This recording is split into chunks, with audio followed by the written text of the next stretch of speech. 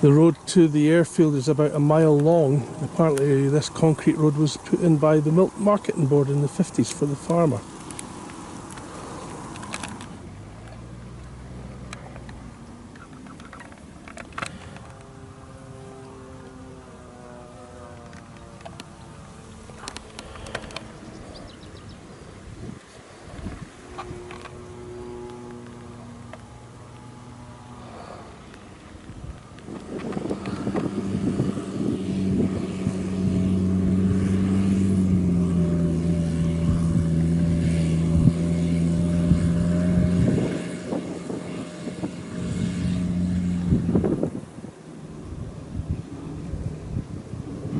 You can buy them. They cost about 400 quid. To buy? Yeah. And so are they used here for Yeah. kids playing about in them? They're pedal cars, aren't they? That's it, yeah. Fantastic.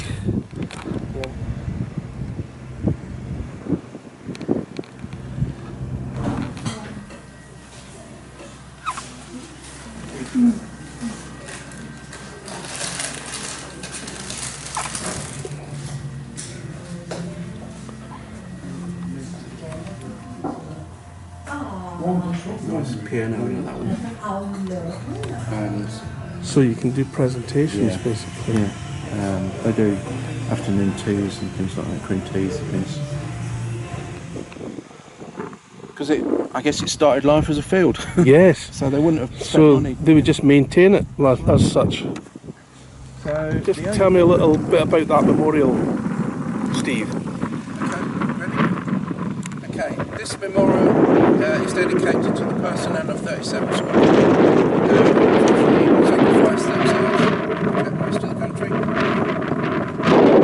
37 Squadron, 37 Home Defence Squadron, were the only squadron ever based here. Their job was to protect London, the eastern defences of London, and initially they were split across 3 airfields: Goldhanger, Stow Maries and Rochford. The reason behind that is because in the early days there was a shortage of aircraft and personnel. Anything that was any good was sent straight out to France, to the Western Front. So the Home Defence Forces had to make do with what they were given or what was available at the time. So Stow Maries started life with 8 BE-2s and about 200 people based here. And their job was to protect the Crouch Estuary. Goldhanger was to protect the Blackwater Estuary, which is about 5 miles over that direction, and Rochford, which is now Southend Airport, was to protect the Thames Estuary, which is about 3 miles in that direction.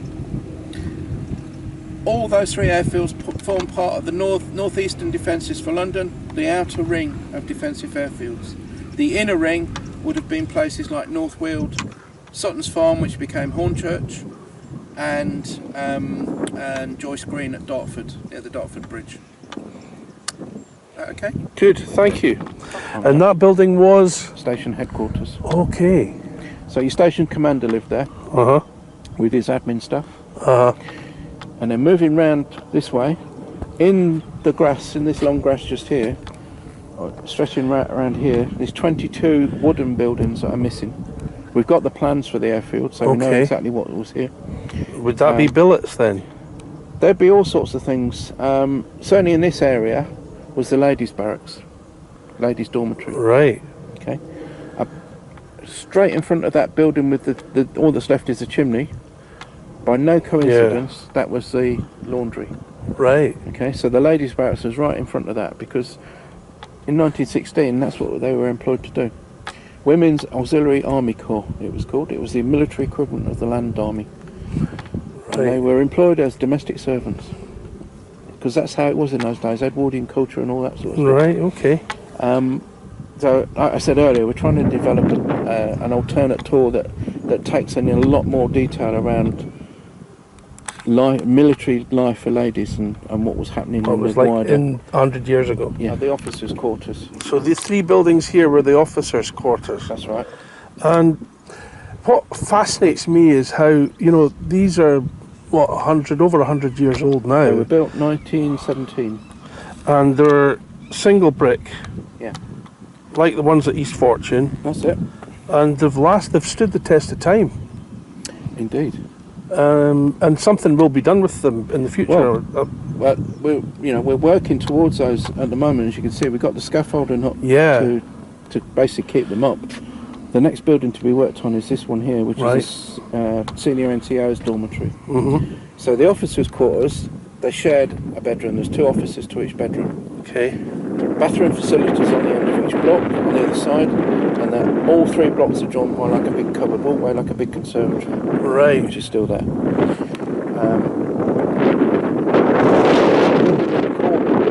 replace the roof is the officers' mess. As far as we know, that is the only untouched surviving RFC officers' mess left anywhere. Wow. Unfortunately for us, the farmer used that as a grain store, and he blasted the grain in. So you can imagine what the inside looks like. Right. But at least you have a roof on it and it's being kept watertight. Absolutely. And all the fireplaces are still in there, so we've still got something to work with, but it's going to cost a lot of money to actually restore that and get it back. They just put the roof on, as I say, and they're just now repointing the brickwork. So all the preservation's going on anyway. Absolutely. You know, whether anything's been done to the inside, it's not as relevant at the moment, but as long as you can preserve the building. Absolutely. Yeah. All of the airfields, the landing ground, as it were, was twice as big as it is today. So it stretched right out to the trees in the distance over there. No concept of runway. The first thing these guys are going to do when they're ordered to take off is look at the windsup, and that's the way they're going to they're going to go basically. So it's one great big pitch. Yes. Yeah. So it's twice as big, stretched out, as I say, to the second tree line. So these 2 rooms is where they would have basically been waiting to go. So the duty officer would have been at that desk, just there, or a desk like that, just there. His job, and they took the duty officer in turns, so all officers had to rotate through that role. Mm-hmm. Their job was basically to make sure that all the other pilots knew what their duties for the day were. So they had the board like this, basically telling them what they're going to be doing for that day. So his job would be to allocate the pilots to an aircraft, get the aircraft ready to go when they're ready, make sure the mechanics have got it ready, refueled, and it's on standby to go. The 3 ready aircraft, fully armed, fully fueled, and if one went down tech, of course they swap it with another one, and that was his role to do that. So this is where the pilots would have been hanging out, listening to gramophone use a modern term, reading the newspapers, reading a book, playing chess, whatever they did to relax before they had to go. You can imagine the tension that would have been in here. Absolutely. No time to visit the loo. No. So they had a loo here. Yeah, under the bed loo. So the original pictures here.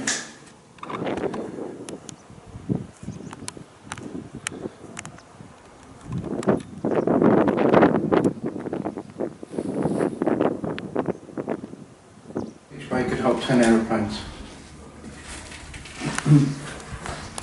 What a fantastic picture. Who made this? It's lovely, isn't it? French. It's, I can't remember the guy's name. Graham French, I think his name is. He's, you must be the new replacement. Come in. I see that you have 5 hours solo on various machines. Well, we shall start work on that in the morning. So you're a Russell, old boy. We have other Russell chaps here. In fact, I've asked one of them, Stokes, to show you the ropes. He'll be here in just a few minutes. Have your luggage sent to your room. We share here, I'm afraid, but Stokes will explain all. I'll see you in the mess at dinner. Welcome. Recruited and sent to a local station.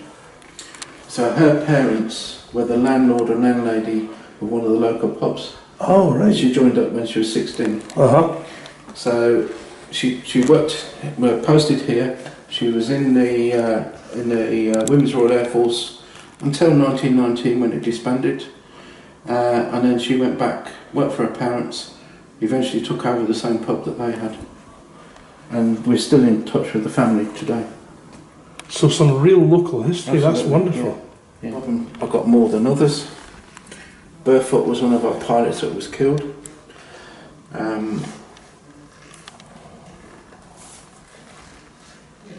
I think it was him that he got his foot jammed under the. He was flying a camel, and he got his foot jammed under the rudder bar on takeoff.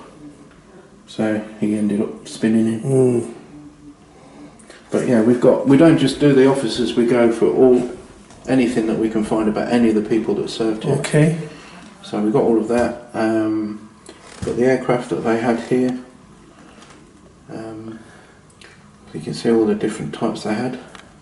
And the only one, as I say, the only one we're missing is the one in Austria. But we've got everything, all the others, which you'll see. So all the plans, etc. What's this display based on? Is it a Windows-based system? It's a Raspberry Pi. Oh, it's a Pi! Fantastic! Raspberry Pi. They're a revolution. They are, yeah. It's a Raspberry Pi display. 2767 B2. You'll see that in a hangar. So it's one of your aircraft. It's one of ours, yeah. Not the original, obviously. There would have been like a donkey engine. And that would have been generating electric. That's how they distributed it across the. So this is your original 100-year-old distribution board for the site. Yeah.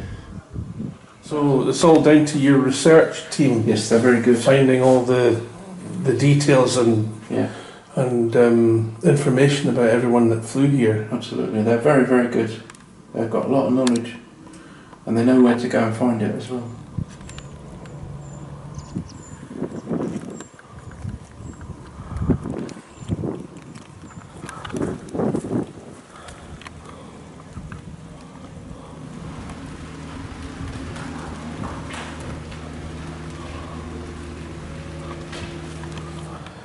But he'll be able to taxi this on open days and Yes. demonstrate it. What scale is that? I think it's No, not at all. In fact, we spend a lot of our time explaining to members of the public the difference. So this is a Bergman, made in 1910, and it's an electric vehicle. Yes. And it's been completely restored by you guys because it was blown up in a movie. That's right. And recovered from Ireland.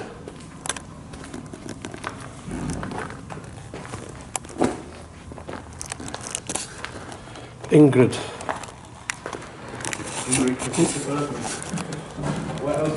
Ingrid Bergman, of course. Goodness, why didn't I get that? Why did you have to point? Oh, how old? 90 husband was a flight engineer on Lancaster's. He was shot down. This one here is the stern of a Zeppelin. Right. The front, and then they basically run out of funding. We've got two of the three. The third one is an Albatross fighter, which is now back in New Zealand being rebuilt. Because he had a little mishap. Had a wee bit of a ding. Yes. Quite a big ding, really. Not in our control, that one. That was being flown by one of the shuttle guys coming back from Stow Maries in France. From the spring of 1918 onwards.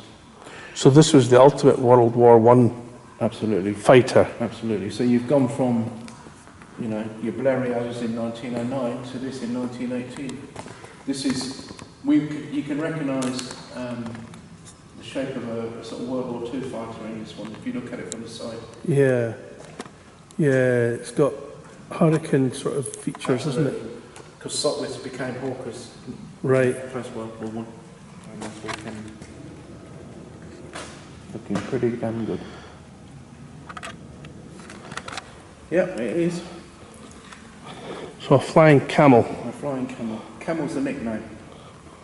They're actually called a Sopwith 2 F1. They called them camels because of the hump Hump at the back, yeah. Apparently the pup got its name from the honesty, we'd have to be pretty careful with these ammunition. Absolutely.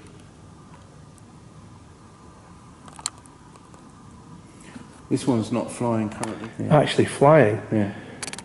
The only ones that have got one that fly at the moment is Shuttleworth. They've got an original Blériot. They do.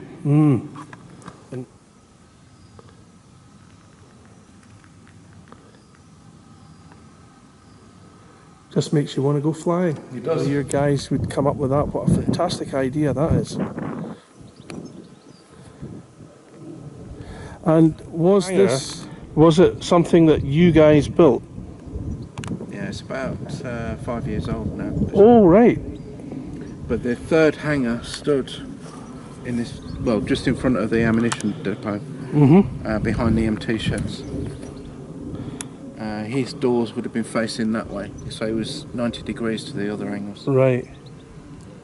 What's prompting that? Is it because they can't fly, or? Yeah, basically they're a bit in the way. So when the guys are getting the aircraft out for flying, because these have got to move as well. Right. So, you know, part of this hangar, should you ever wanted, we could make it available, I'm sure. Way back so that people can't prod and touch and. Yeah, you know. yeah. It's unfortunate. There's a name from the past. There it is. My address is definitely as above now. Goodbye, love out.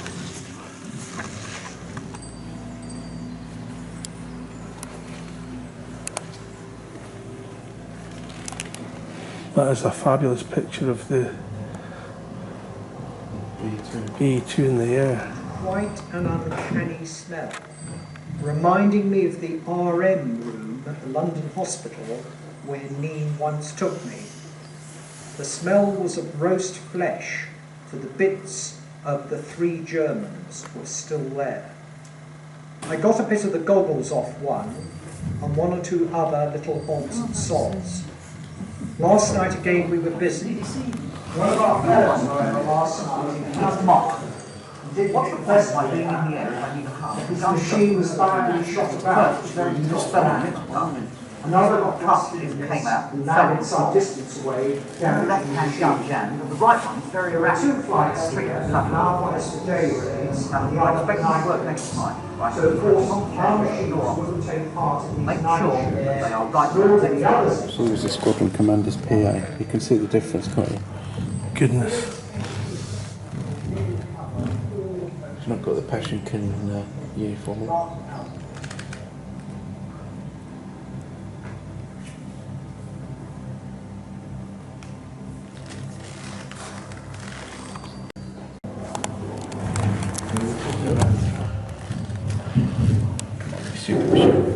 Come on, I know that it's broken. Oh, there we go.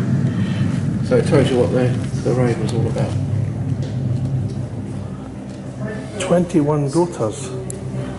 They flew somewhere between 20 and 25 airplanes in That's formation. incredible. And then if you close that off again, you can go into another bomb site. It's the same one, isn't it? What's happened here? So East India Dock you'd be Road. after the docks. And this would be Raspberry Pi powered as well? These are all Raspberry Pi. All these interactives amazing. are Raspberry Pi. German machine guns and a British Lewis. So a Parabellum and a Spandau, and a British Lewis, and then 2 German flare pistols.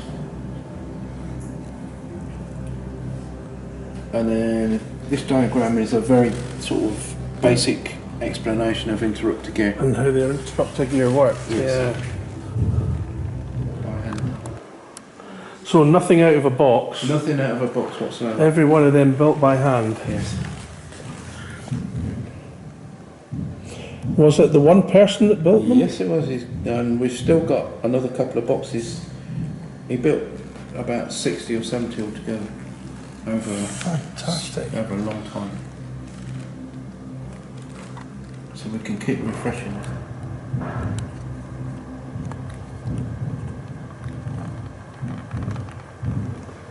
The RAF at Stafford, they've got a big store, and apparently they've got thousands of old uniforms.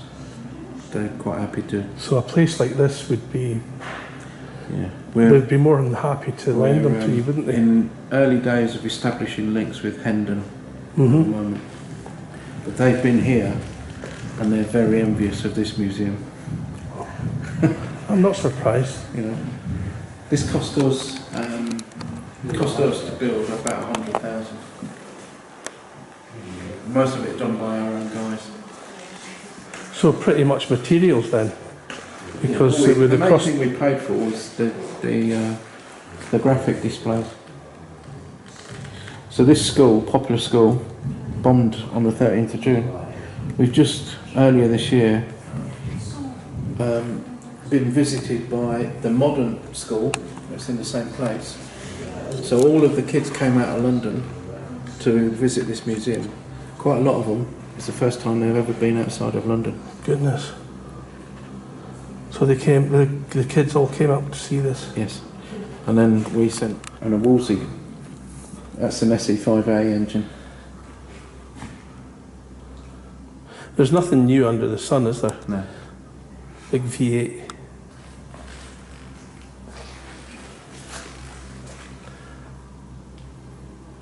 And the clergy in the corner. That's the one. The story behind this is this one that's going to. This is purely for display purposes, Right. to give you an idea what they look like underneath. Right. So you've got your engine being mounted on these bearers, so your engine would stick out. Mm-hmm. Yeah. You'd have your machine guns, your belts of machine gun ammo just here, with the machine guns and the cowling at the top. Pilot seat, always wicker. Fuel tank right behind him. So in a crash, you know what's going to happen. It's Yeah. So a Camel, you've got most of the weight of the aircraft in the first 7 foot. Makes it nose heavy. Makes it unstable. Couple that with the rotary engine and the right hand torque of a rotary. Makes it a brilliant dogfighting aeroplane. In the right hands. yeah, it can turn very easily. It will turn to the Short right. as well. Turn to the right twice as fast as a German Albatross could turn. However, if you turn to the left without the right airspeed, stalls into an immediate spin. Goodness. So if you're not high enough, then you've had it. That's the one. So it costs a lot of Yeah. their lives on that one. So they can sit, kids can So when they come in, they can actually come round yes, sit in it. and play at pilots. You've got a display board there that tells you what you're doing when you move the joystick. Oh, that's clever.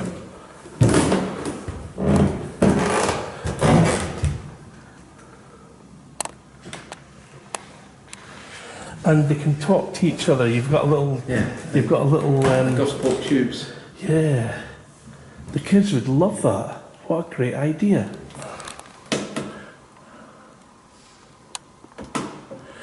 You know, you sit any kid in front of an instrument panel like that, they just love it, don't they? They do. Yeah. Because I'm moving the joystick from left to right and forward and back.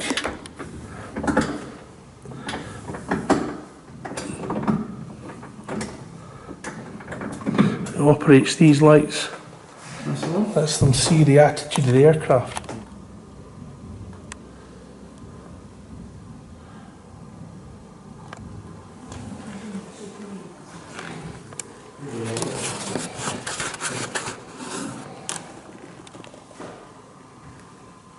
Are we ready? Spin away.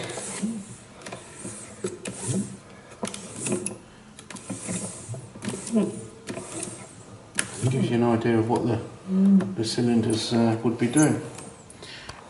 But yeah, you can hold all sorts of meetings in here and what, you know. Great briefing room. Absolutely. Fantastic. You can get everybody singing off the same hymn sheet, as they say.